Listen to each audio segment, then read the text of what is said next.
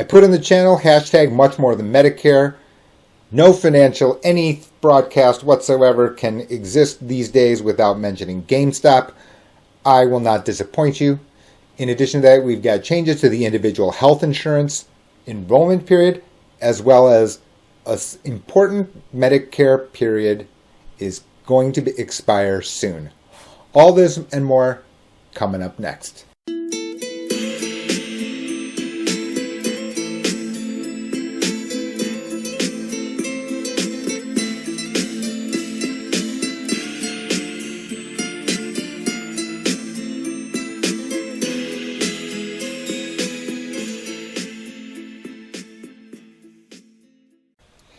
Before we get started, part of these videos that are here on the publicly available YouTube channel, are just a mere fraction of the level of details that I can share. There are limitations. I've got regulations. In addition to that, there are other reasons that I have for not going in full detail on every single financial topic. For that, there's GH2 Unfiltered. As you can see on your screen here, I'm working on reformatting all of the material in there because it's so in-depth and the topics are so varied here that they need some reorganization. We're in the middle of that now. This is a subscription site, and for less than $2 a month, you can get access all of the resources there on an annual basis. And for first-time subscribers, I'm going to send you a copy of Maximize Your Medicare, and I'll pay for postage in the lower 48. Again, that's GH2 Unfiltered, information that I can't share here in public, but can be very, very important for persons that need to make financial decisions. During the first quarter of every year, Medicare Advantage policy owners can make a single change through the end of March. This is something called the Medicare Advantage Open Enrollment Period. And again, I've said it in prior broadcasts. I'll say it again. Don't ask me why it's called this. I wouldn't have called it that. No one asked me. Anyway, if you are an existing Medicare Advantage policy owner, you have the right to change plans once during this period. There can be reasons to do so. For example, you find out the network isn't as good. You find out that the benefits are better at a different plan. Okay? Those are just two easy examples. There can be another long list of examples. Okay? That said, you're not going to get any publicity from me in the sense of I'm not going to pick up the phone. I'm not going to send you an email. I'm not going to send you a piece of mail to tell you this, to encourage you. There are rules against me doing so. Okay? That said, have other persons who are existing clients and existing Medicare Advantage policy owners, have they reached out to me and say, Jay, can you check this out? I didn't realize that the copay or the deductible was changed from last year to this year. And I think that I'm trying to find out if it can be better. Can you check this out? The answer to that is yes. That period ends on March 31st. Now, it's very important, as usual under Medicare, as usual under financial stuff, if you've made this decision, it is better to act sooner rather than later. For Medicare and for health insurance reasons, the main point is because you want to reset the deductibles and your out-of-pocket maximum. You want to reset that as soon as possible back down to zero. Because if you switch from Plan 1 to Plan 2, and let's say you paid $50 over here, that not going to count over here on Plan 2. As a result, you want to get over here to Plan 2 as soon as possible so you can have more time just in case you incur health care costs. So, last points here are the following, which is that if you want to change from Medicare Advantage to Medigap, you need to be careful, but this is that period. And the reason is simple, which is that unless you have some path to be accepted into Medigap, which is protected by regulation or protected by your age, meaning that it is the first you're in the Medigap Open Enrollment Period. So unless you have a certain path where you can certainly get accepted into Medigap, you will, if that does not apply to you, then you will have to pass Medigap medical underwriting. The sellers get to ask you whatever they want. That does not happen overnight. So as a result, I always encourage persons that if they're trying to use that path, to try to get going on the Medigap applications sooner rather than later. It's becoming more complicated. We have a pandemic. In other words, we're not sure, because what you don't control is what the Medigap sellers are going to ask you. We don't control it. They do have the right to refuse your application, so you need to be careful. Last thing is that if you receive extra help for prescription drug benefits, or if you're on Medicaid, these rules do not apply to you.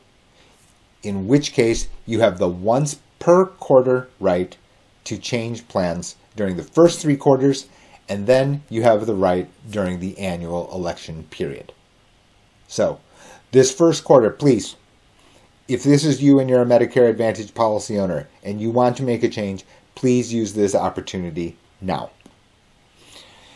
In addition to the Medicare Advantage policy owners, the existing ones, there are a separate set of people who have not correctly enrolled in Medicare Part B. Generally speaking, it's limited to Part B. This can be corrected during this period. So if you've not enrolled in Part A or Part B, and it's formally Part A and Part B, but most of the cases have to do with people who have not enrolled in Medicare Part B when they should have, this is the time to correct it. Now, there are certain things that I can't help you with. What are they? The coverage date will not start until July 1. That does leave this gap, right? So let's say, that, for example, you say, Jay, I want to correct this. Can you help me? Yes. Well, it's still, your coverage still does not start until July 1. There's nothing I can do about that. The second part is that there is another special election period where you can also enroll in Medicare Advantage, also for effective date of July 1.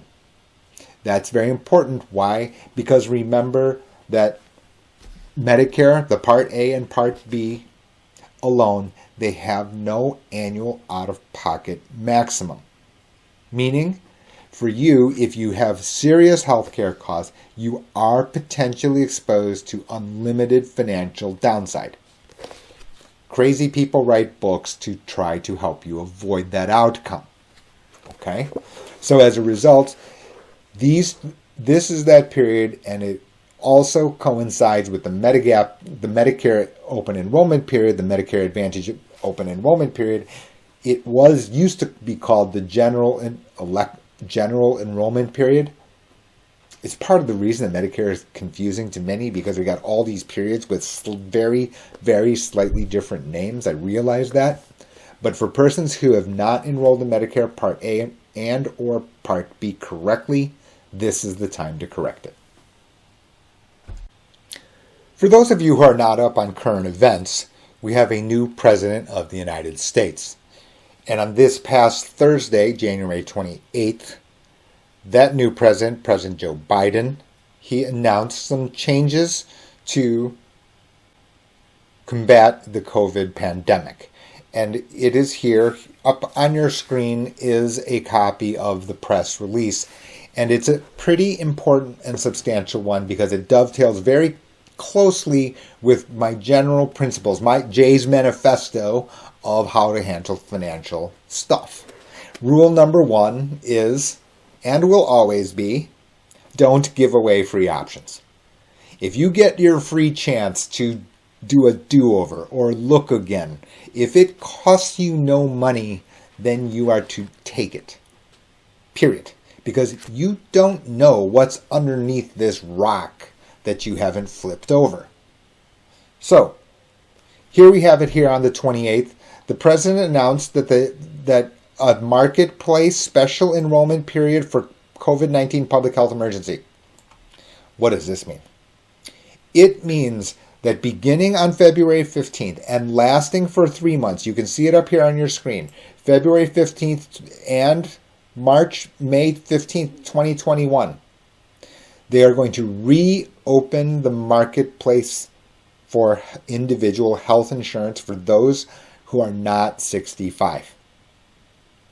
So, what does that mean? That means that healthcare.gov is going to be open in 2 weeks. And you can see here. This is the website for healthcare.gov, right? And you can see that there is going to be a special enrollment period, and it will be open to everyone for any reason. Now, you do need to use healthcare.gov, or if you live in a state where they have a state-specific website, you do need to use those marketplaces. Okay? So that's point number 1. Point number 2 here, and a little bit more subtly, is that you can submit a new application or you can update an existing application. Meaning, if for whatever reason, let's say you've used healthcare.gov or the state-specific site and you wanted to change plans within that location, you can, but it must be within the same tier. In other words, you can't go from gold to bronze. You need to be, that's not actually part of this press release, unfortunately. Maybe that would be kind of muddled the point, or it's too subtle for this press release. Nevertheless, this exists, and you can you can see it right here. The coverage is prospective. The coverage will begin the first day of the month following the date of plan selection. Now, let me just make one extra point which is not part of this, and which is a very important part. If you've lost your health insurance due to the fact that you've lost your job, for example, if you have some other special enrollment period which is not this, you actually can look backwards. So let's say you got laid off.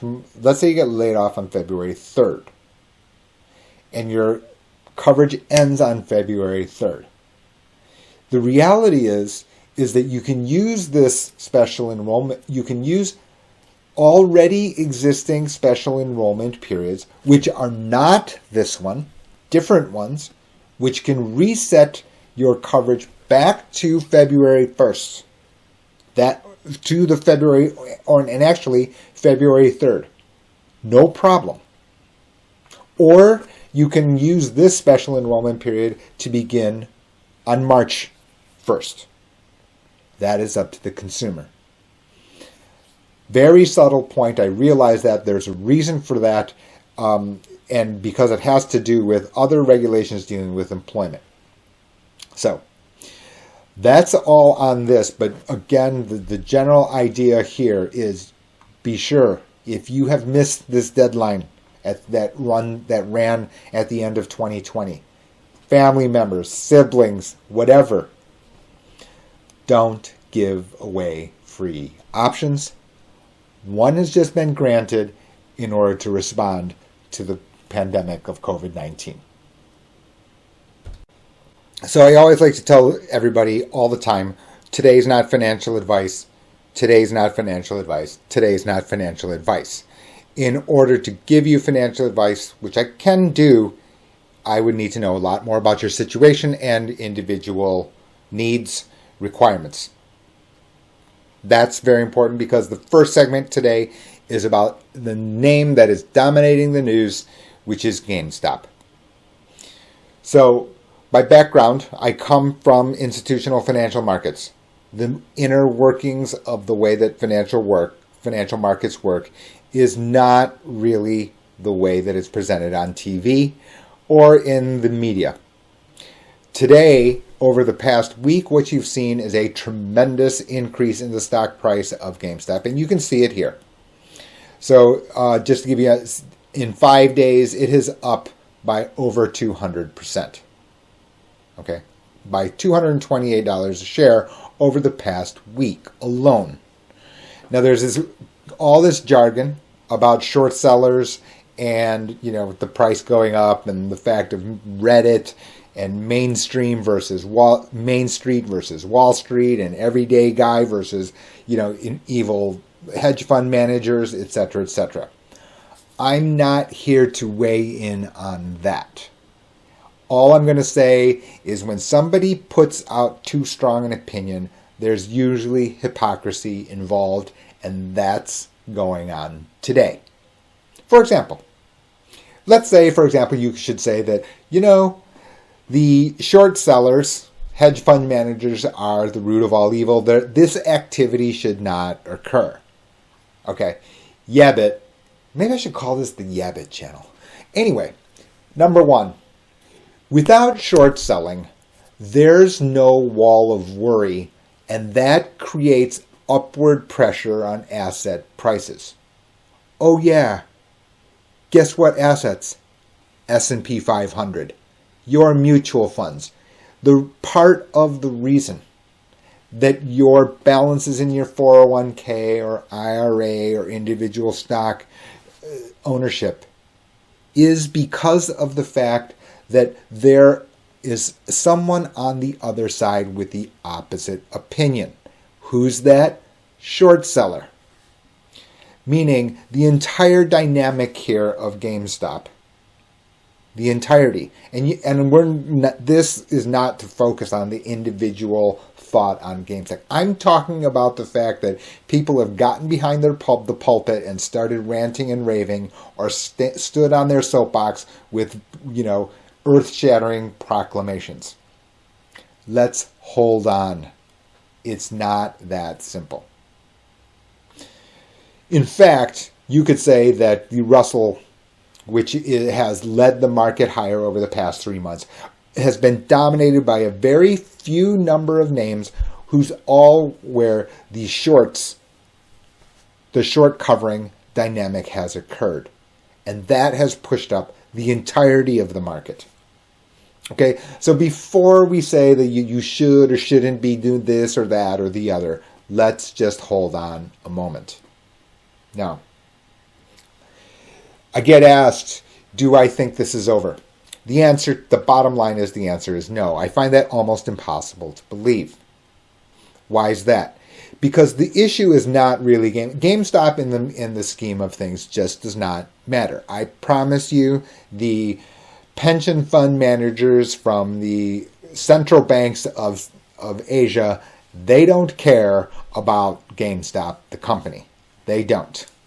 It's not on their radar until the dynamic starts spreading to other larger matters. And here's the issue. Let's just say you have a 401k. And the 401k is on a bunch of mutual funds, and let's just say that's the S&P 500. The issue here is if the losses and the short sellers on GameStop start to leak, and now let's say the hedge fund manager, starts to lose a lot of money. They've got to raise the money or close the position, meaning that there's borrowing and lending involved. Well, when they try to close the position, so what they will do is they'll either buy back GameStop at a loss, or they will pay for the losses in some other way. How do they do that? They sell the winners. What's the winner? Apple, Netflix, Facebook, Google. In other words, they'll sell the winners that have ramped up here, pushing the entirety of the market down. Who owns that? You do. So as a result, if you think that you're completely immune from the drama here and the saga here that's dominating the everyday news over the past week, and all of these debates and grandstanding about should have, shouldn't be doing, let's hold on. So I would encourage persons to at least understand this, because this is an unexpected event. It is something where this dynamic has occurred. This is not a new activity by any means. It's just the one that is more dramatic and creating losses. And then the question that yet remains to be seen and is not yet answered is, will it have ripple effects on the market as a whole? And from there, what is the possible effect? Not only on the hedge fund manager, not only the people on Wall Street Bets or whatever it's called on Reddit, but on everyday people. That yet, we just simply don't know. And it's not going to resolve. It didn't resolve itself over the last week. It's not going to resolve itself overnight. That's it for today. Hope you enjoyed today's video. I am a god-awful marketer. Really. Very reluctant. Very bad at self-promotion. Not a great marketer of the book. Not a great marketer of the channel. Please like and subscribe. It does help the channel out. It informs other people that this information I'm providing to you here on the YouTube channel, the book, podcast, newsletter, that all of these resources exist. Please like and subscribe so other people can discover the Maximize Your Medicare Weekly. Thanks for watching. I'm Jay. Speak with you next time.